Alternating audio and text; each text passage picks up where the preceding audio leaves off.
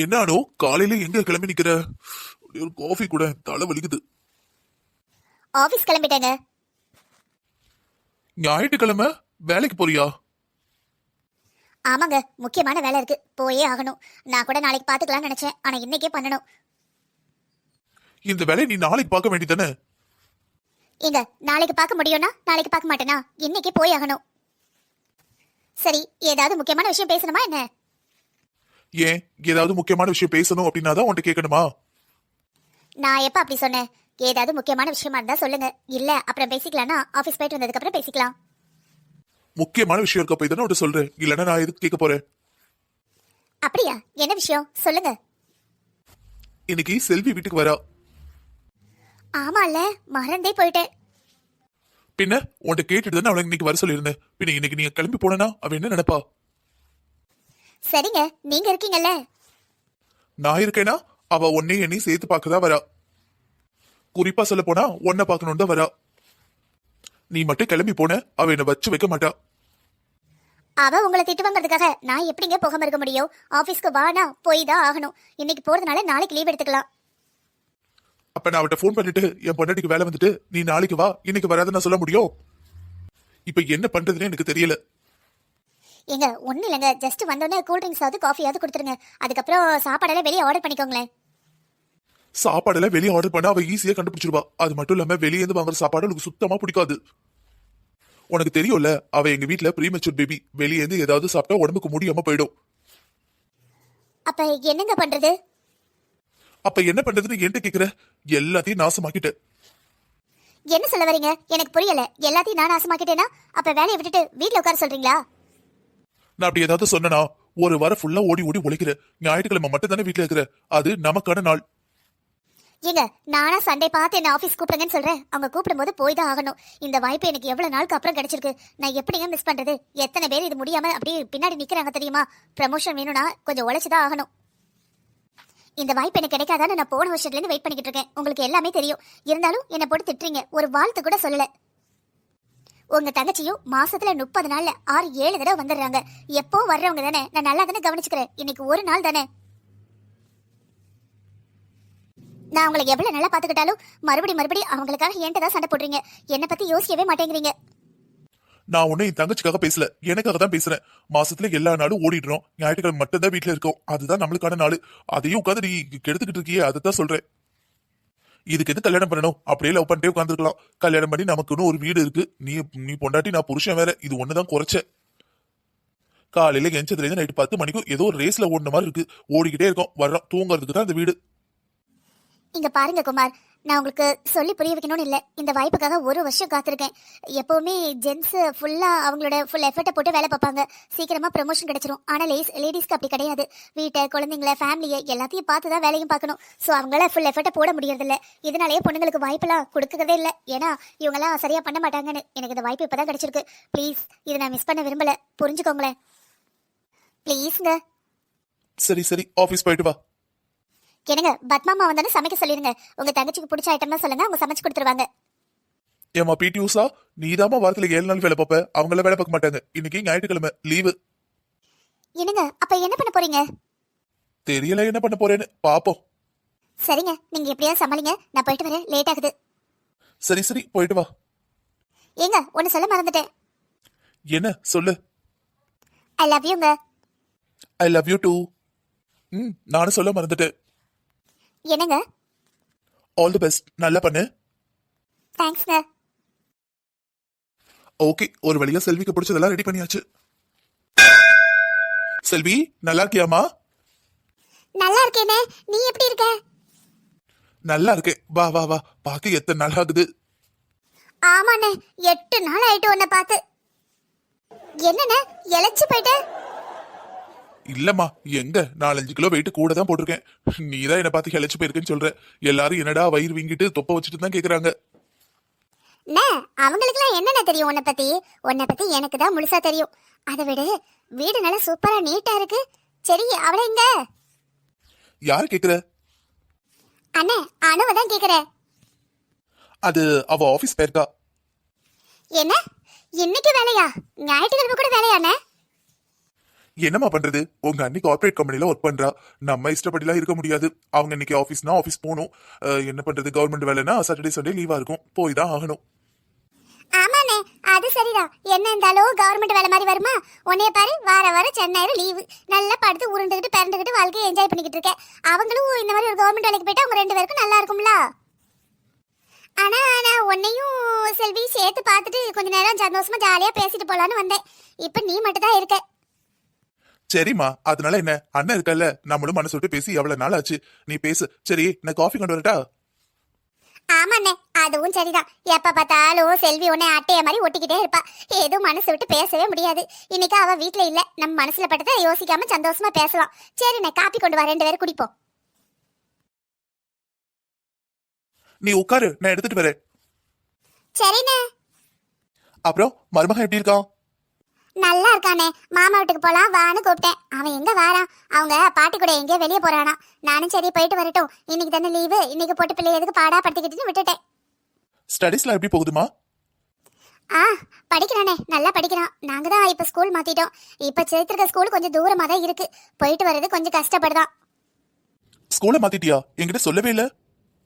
ஆமாண்ணே, நீ சேர்த்து விட்டல. அந்த ஸ்கூல்ல ஃபீஸ் நிறைய, நாங்க கட்டி கட்டி பார்த்தோம். அப்புறம் கொஞ்சம் கஷ்டமா இருந்தது, அதான் ஸ்கூல்ல மாத்திட்டோம்.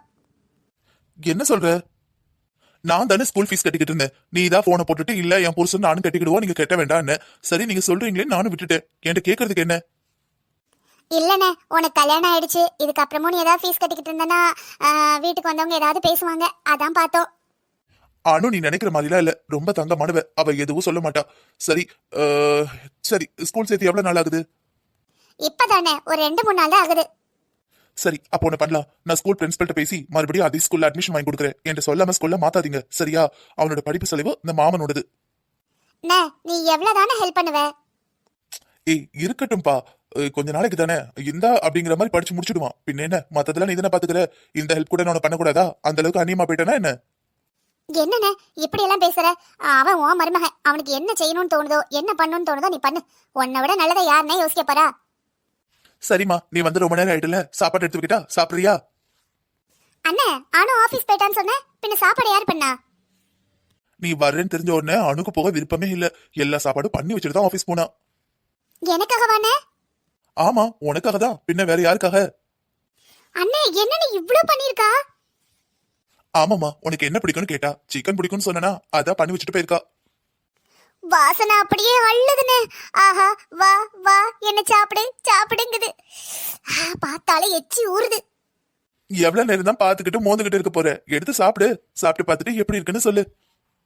அண்ணே, பார்த்தாலே தெரியுது ரொம்ப டேஸ்டியா இருக்கும்னு.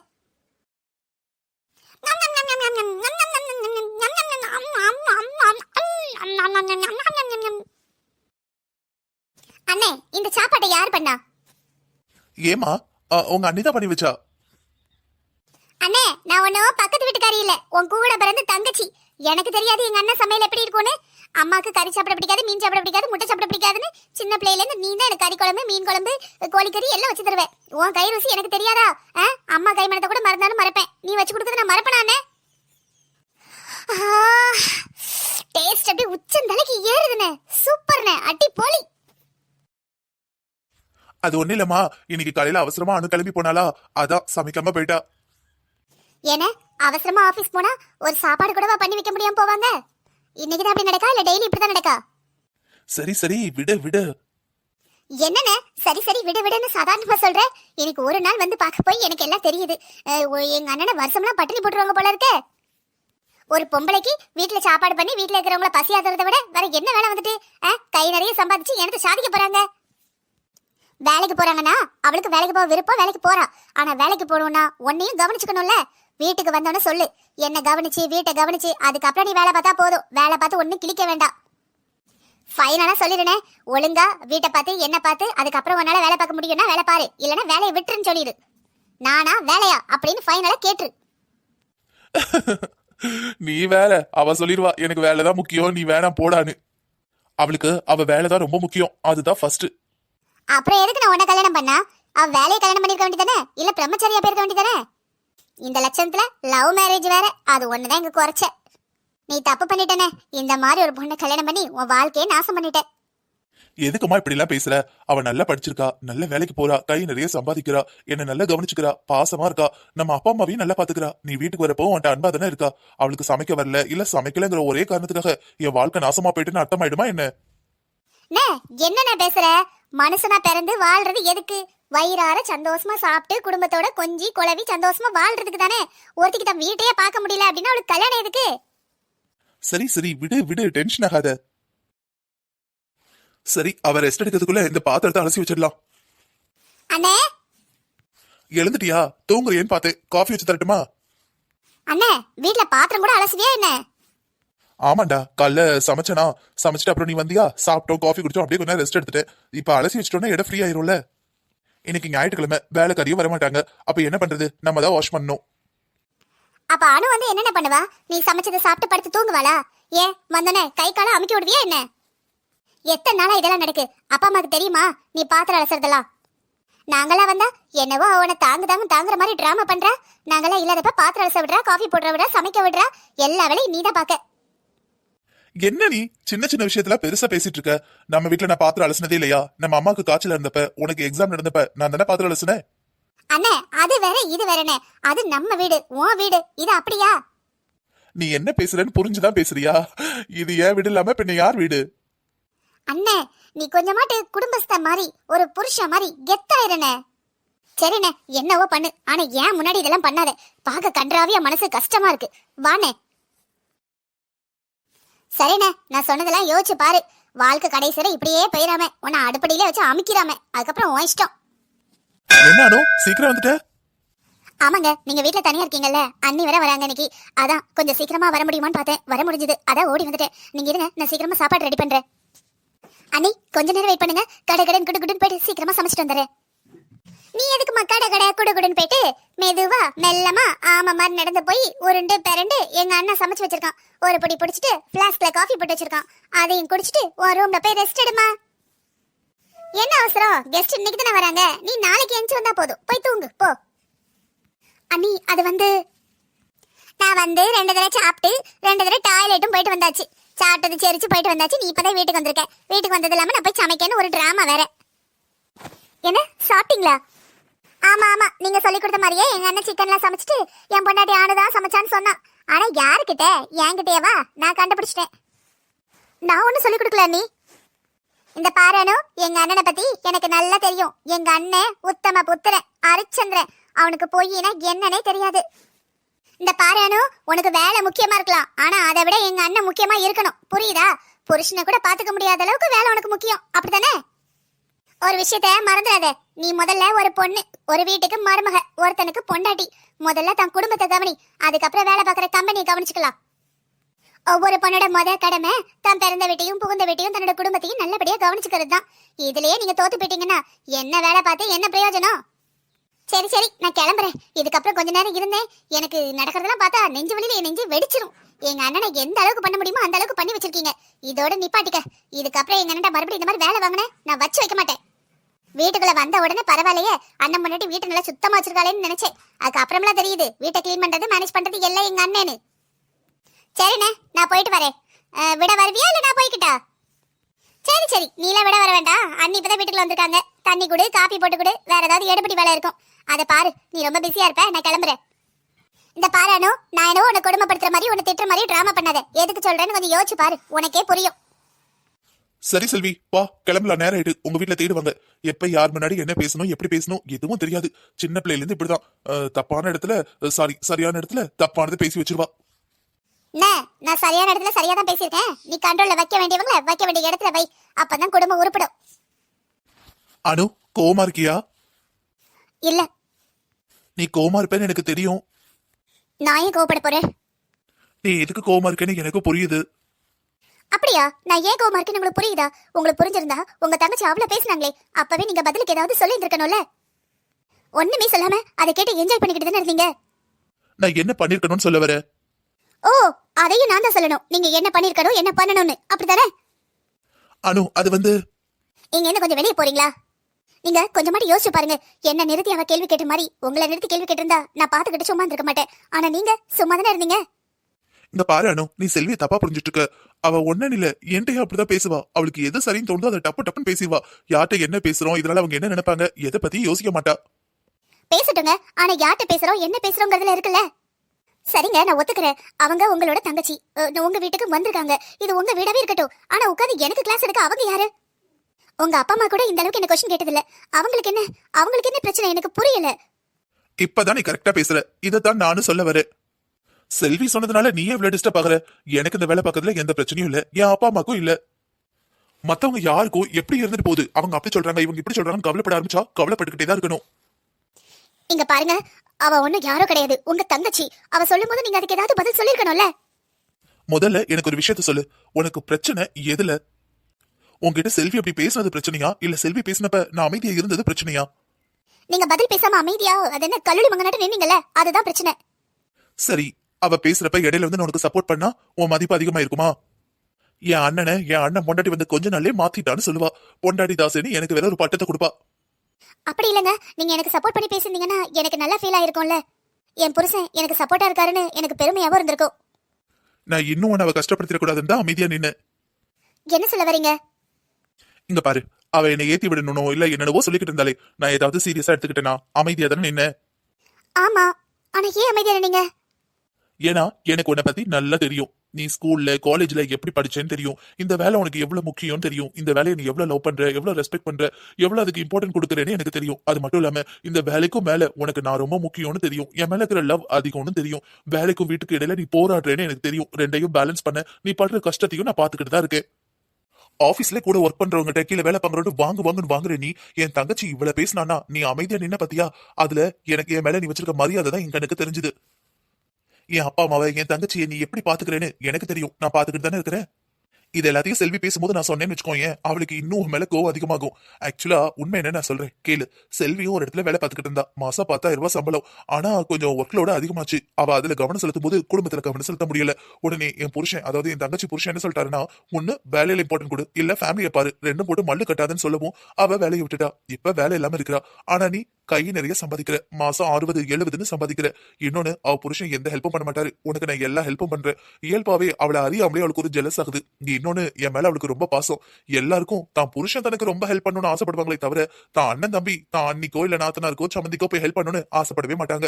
தான் அண்ணங்க ராஜா மாதிரி வாழணும், அண்ணிங்க அண்ணனுங்களை அப்படி பாத்துக்கணும்னு ஆசைப்படுவாங்க. ஆனா தான் புருஷன் தன்னை ராணியா நடத்தணும்னு ஆசைப்படுவாங்க. இதான் பொண்ணுங்க சைக்காலஜி. உனக்கு தெரியாதா என்ன? அவ பேச பேச நீ கேட்டுக்கிட்டு இருந்த பாத்தியா, அதுல அவளுக்கு ஒரு சந்தோஷம். இது என் அண்ணன் வீடு, எனக்கு ஒரு உரிமை இருக்குன்னு அடுத்த தடவை சந்தோஷமா வருவா. இந்த தடவை கத்திட்டு போயிருக்கல பாரு, அடுத்த தடவை வரும்போது ரொம்ப சந்தோஷமா எதுவுமே நடக்காத மாதிரி பேசுவா. நான் மட்டும் அவளுக்கு சப்போர்ட் பண்ணி பேசியிருந்தேன்னு வச்சுக்கோங்க, எனக்கும் நிறைய பட்ட பேர் கிடைச்சிருக்கும். உன்னையும் அவ எதிரியாவே பார்க்க ஆரம்பிச்சிருவா. இப்ப அவளை பொறுத்த வரைக்கும் என் அண்ணன் தான் எனக்கு எல்லாரும் யோசிப்பா. கோவம் போனதுக்கு அப்புறம் நம்ம எவ்வளவு பேசியும் நம்ம அண்ணன் முன்னாடி எவ்வளவு அமைதியா இருந்தான்னு கண்டிப்பா ரியலைஸ் பண்ணுவா. அவ கூட பிறந்து வளர்ந்து இத்தனை வருஷம் ஒன்னா வாழ்ந்திருக்கோம், எனக்கு தெரியாதா?